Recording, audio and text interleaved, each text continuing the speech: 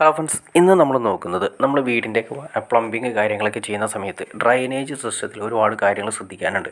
കാരണം ഇന്ന് ഏറ്റവും കൂടുതൽ കംപ്ലയിൻറ്റ് വരുന്ന ഡ്രൈനേജ് സിസ്റ്റമാണ്, സ്മെല്ല് കാര്യങ്ങളൊക്കെയാണ് വരുന്നത്. ഡ്രൈനേജ് എന്ന് ഉദ്ദേശിക്കുന്നത് നമ്മൾ സെപ്റ്റി ടാങ്കിൻ്റെ ഡ്രൈനേജ് വരുന്നുണ്ട്, അത് കൂടാതെ തന്നെ കുളിക്കുന്ന വെള്ളം പോകുന്ന ഡ്രൈനേജ് വരുന്നുണ്ട്, സിങ്കിൽ നിന്ന് പോകുന്ന ഡ്രൈനേജ് വരുന്നുണ്ട്. അപ്പോൾ ഇതെല്ലാം നമുക്ക് എങ്ങനെ ചെയ്ത് ക്ലിയർ ചെയ്യണം എന്നുള്ളതാണ് ഡീറ്റെയിൽസാണ് നമ്മൾ ഉൾപ്പെടുത്തിയിരിക്കുന്നത്. അപ്പോൾ അതിന് വേണ്ടിയിട്ട് മെയിനായിട്ട് പിന്നെ കൊതുക് കൂടി മെയിൻ കാര്യങ്ങളിലൊന്നാണ്. നമ്മൾ ഈ പറയുന്ന ഡ്രൈനേജ് കുഴികളിൽ നിന്നും ഡയറക്റ്റായിട്ട് കൊതുക് വരുന്ന ഒരു എഫക്റ്റ് കൂടി കാണാറുണ്ട്.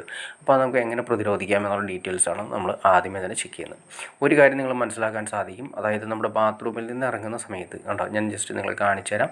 ബാത്റൂമിൽ നിന്ന് ഇറങ്ങുന്ന സമയത്ത് തന്നെ നമ്മൾ കൊടുത്തിരിക്കുന്നത് കണ്ടോ, നമുക്ക് എപ്പോഴും ഒരു മെയിൻ്റനൻസിന് തയ്യാറായ രീതിയിലുള്ള ഫിറ്റിങ്സാണ് കൊടുത്തിരിക്കുന്നത്. മെയിൻ്റനൻസ് തയ്യാറായ രീതിയിൽ ഒരു എയർ കൗൾ കാര്യങ്ങൾ സിസ്റ്റം കൊടുത്തിട്ടുണ്ട്. പിന്നെ താഴെ ഒരു ഡോർ അൽപ്പ് കൊടുത്തിട്ടുണ്ട്, ഡോർ ടീ കൊടുത്തിട്ടുണ്ട്. അപ്പോൾ ഡോർ ടീ വേണം നിർബന്ധമില്ല. ഡോർ ടീ നമ്മളിപ്പോൾ ഓൾറെഡി കൊടുത്തു എന്ന് മാത്രമേ ഉള്ളൂ. ഡോർ ടീ ഇല്ല എന്ന് വിചാരിച്ചിട്ട് വിഷയമില്ല. പക്ഷേ നമുക്ക് ഏറ്റവും നല്ലത് ഒരു എയർ കൗളും മസ്റ്റായിട്ട് നമ്മൾ കൊടുക്കണം.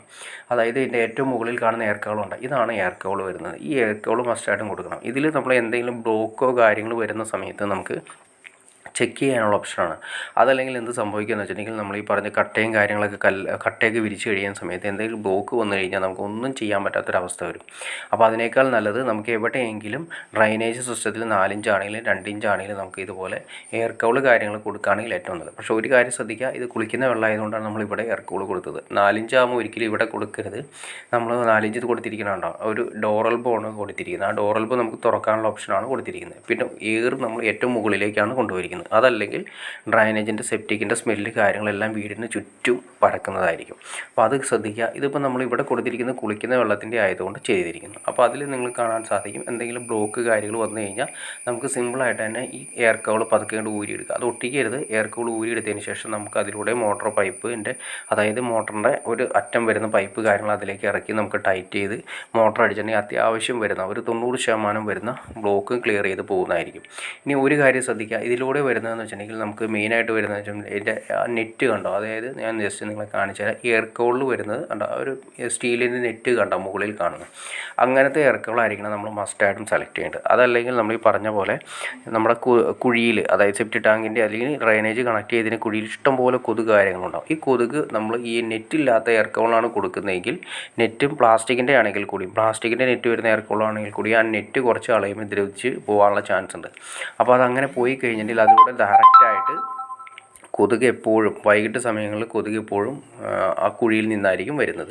അപ്പോൾ നമുക്ക് ഒഴിവാക്കാനായിട്ട് നമ്മൾ ഈ പറഞ്ഞ പോലെ ഏറ്റവും എയർ കൗളിൻ്റെ ഏറ്റവും മുകളിൽ സ്റ്റീലിൻ്റെ ടൈപ്പ് കണ്ടോ, ആ നെറ്റ് നമുക്ക് കാണാൻ സാധിക്കും.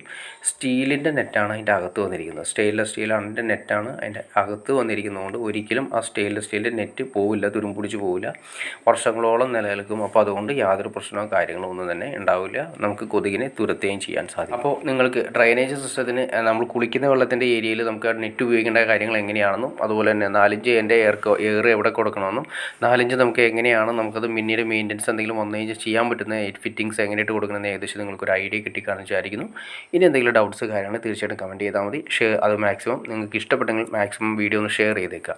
അതുമാത്രമല്ല ചാനൽ സബ്സ്ക്രൈബ് ചെയ്തേക്കുക. ചാനൽ സബ്സ്ക്രൈബ് ചെയ്താൽ മാത്രമേ നമുക്ക് ഇതുപോലുള്ള ഇൻഫോർമേറ്റീവ് വീഡിയോസ് ചെയ്യാനുള്ള ഒരു മോട്ടിവേഷൻ ലഭിക്കുകയുള്ളൂ. അപ്പോൾ തീർച്ചയായിട്ടും ചാനലൊന്ന് സബ്സ്ക്രൈബ് കൂടി ചെയ്തേക്കുക. ഓക്കെ ഫ്രണ്ട്സ്, അടുത്ത വീഡിയോയിൽ കാണുന്നവരെ ഓക്കെ.